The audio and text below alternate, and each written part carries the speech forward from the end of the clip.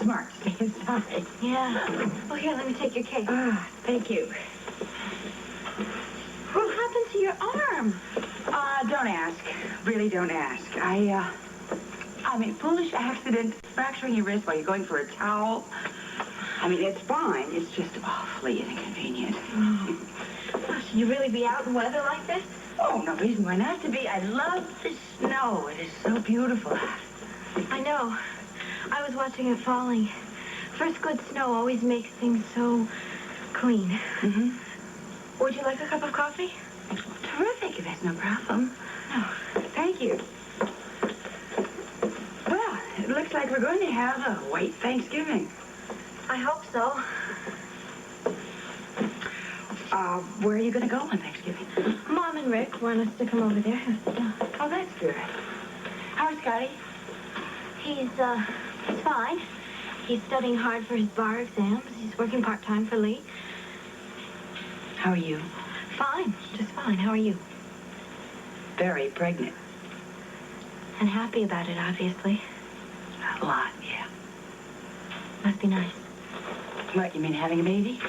Yeah. And being happy about it. I'm just thrilled. Monica, why don't we just get this over with? Get what over with? The questions. I don't know what you mean, Laura. Did you come over here to have a cup of coffee? No. Mm-mm. I came over because I'm a friend. I care about you, and because my parents and Scotty and you and Gail and the entire world wants me to go to the rape center for group therapy sessions. I told Scotty I would, and I will. Laura, whether or not you go back to the rape center, that's completely up to you. Do you mean that? Of course I do. Look, I asked Rick and Leslie if I could come over here. I mean, it was my idea. Then I'm sorry. But you still are one of those people who think they know more about my feelings and my problems than I do, aren't you? No. I think I know something about your problems and your feelings. How could you? Because when I was just about as young as you, I was raped. So I think I know a little bit about what you're going through. And I'd like to help you. My age when you were... Raped. Yes. I was raped by a man very brutally. Is it all right if we talk about it? That's what I'm here for, Laura. How did you... Feel? Yes, right afterwards. Ashamed. What else did you feel? Dirty. I felt like everything about me was dirty. I don't know, maybe unclean is a better word. What else did you feel? I guess what I felt strongest was an overwhelming sense of guilt. Guilt? Why? You were the victim, weren't you? Why should you feel guilty? I felt guilty because of who the man was. You mean you knew who the man was? I knew him very well. You mean you felt guilty because you knew who the man was? Exactly. And I worried about that months. Was I the victim? I mean, did I do something that might have led him on? Could I somehow have encouraged this man, quite innocently, to think that I was going to welcome or even expect a sexual advance? It was that guilt, Laura, that overwhelming guilt that nearly drove me out of my mind. Were you able to decide if you were guilty or not? No. Oh. I mean, I've never really known, not even to this day. How did you? How did I cope with it? Yeah. I finally learned how to cope with it by accepting something. And it took me a long time, and I grew a little older. But I finally learned something, and I'd like to share that with you. Scaring me. I'm not trying to scare you, Laura. I'm trying to help you. Because what I learned helped me, and I'd like to help you. Would you let me tell you?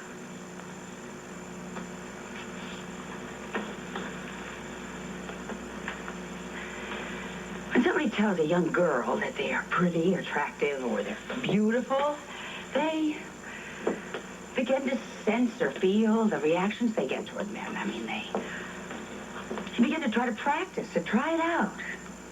See what happens. I mean, it doesn't ever mean that they expect to be attacked or raped. They're just testing. They're just trying to find out what kind of force they have on this new power of theirs. Just like a bird testing its wings for the first time. Is it possible, Laura, that happened to you? Do you know who the man was that raped you? I'm glad you like it. You haven't answered my question, Laura. Did you know the man that attacked you? At first, I thought that I knew him. Yes. Then I realized I didn't know him at all. I don't understand, Laura. I mean, are you saying that you thought you recognized the man and then you realized that you didn't know his identity? You know, I really love the snow when it comes down like this, slowly and gently. It comes down in a curtain of pure white, and it turns everything it touches into something pure and beautiful. Yes, it's nice. Yeah, we're gonna have a lovely Thanksgiving Day. Probably a white Christmas, too. That'll be terrific. I remember this time last year. Oh, we didn't have snow last year. No. But I had Scotty. And he had me, and everything was wonderful. It was perfect. I remember that, Laura, very well. Monica? You and Scotty were a lovely romantic couple. Monica, What? will it ever be wonderful again for Scotty and me? Of course it will be. I hope so. It will be, Laura, if you let it be. Just reach out and let Scotty know that you need him. If you make that effort, it will all be wonderful again for you. You want me to get that? No. Okay.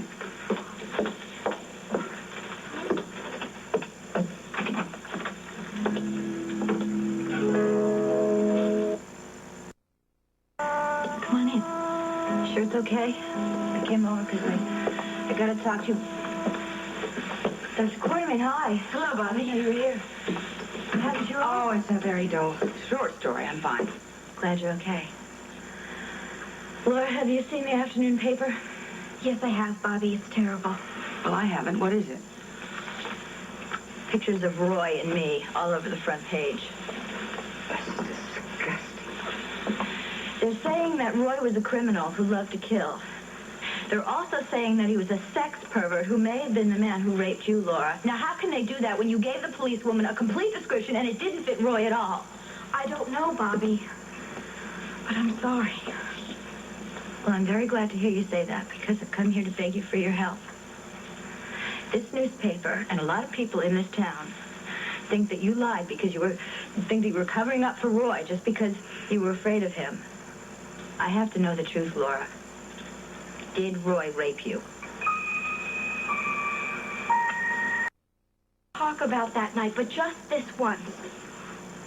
Bobby, I tried to help you and Roy before when you came to me, and you begged me to remember something about the rapist that would clear Roy. Well, I tried. But nobody, not even my own husband, will believe me. Now you ask me again, did Roy rape me? No, Bobby, Roy did not rape me.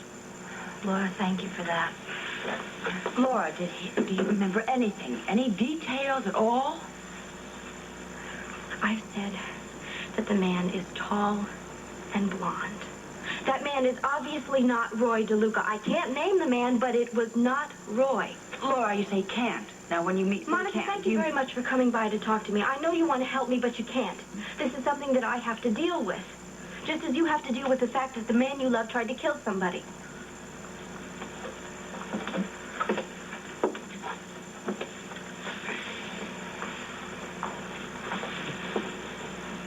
Bye, Laura.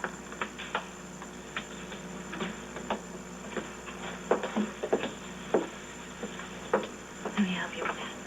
Thank you, Bob. Dr. Quayman, I'm really sorry. I have a feeling I came at a very bad time. Oh, no, look, don't. And I'm sorry about what's happened to you. If there's anything I can do, just let me know.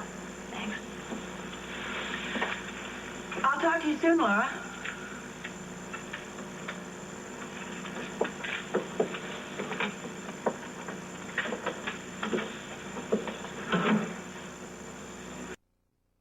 Monica. Hi. Hi, what are you doing here? I don't know. I should be down at Lee's office right now doing some work. Well, do you have just a couple of minutes, or will he fire you?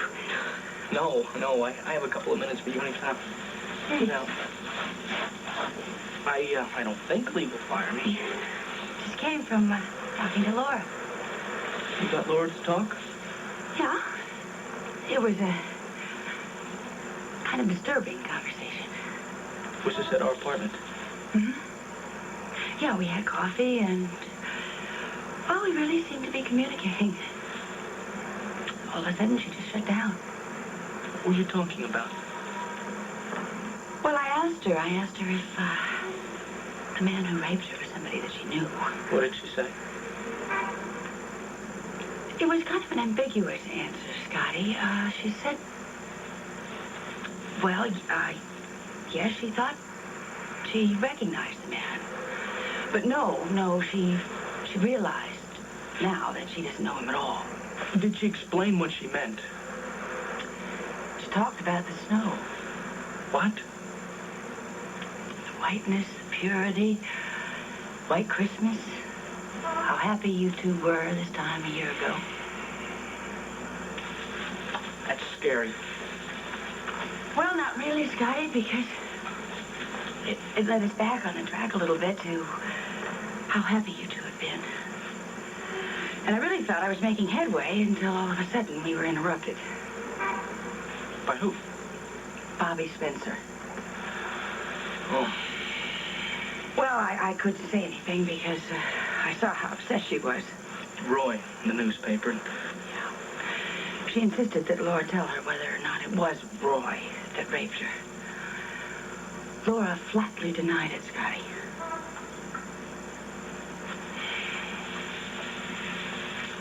Monica, listen. How am I going to get Laura to make an appointment for therapy or some kind of professional help? Well, we all have to do something quickly to solve this problem because Laura is headed for trouble. Yeah, I know.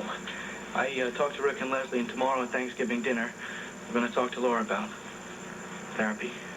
Well, that's good. Because Laura is losing touch with reality and with me. And I'm not going to let that happen.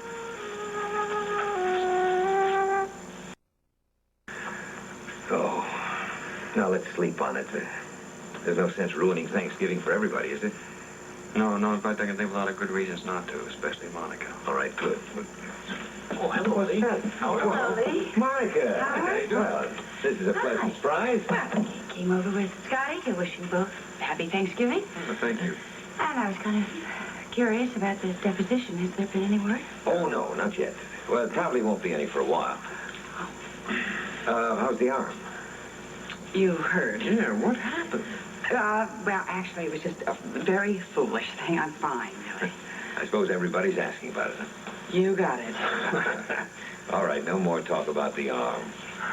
You know, Scotty, it's much too late in the day for us to get any work done here tonight. Yeah, but it means your father and I want to goof off. Exactly. So, Monica, I'll drive you back to the hospital so Alan can take you home. Well, thank you, Lee. And, Scotty, why don't you get home to your beautiful wife? Right, and a happy Thanksgiving to us all. Yeah, let's hope it is. For everybody, huh? Yeah. Well, at least we can hold that thought. Yeah, we'll hold the thought. Let's go, shall we?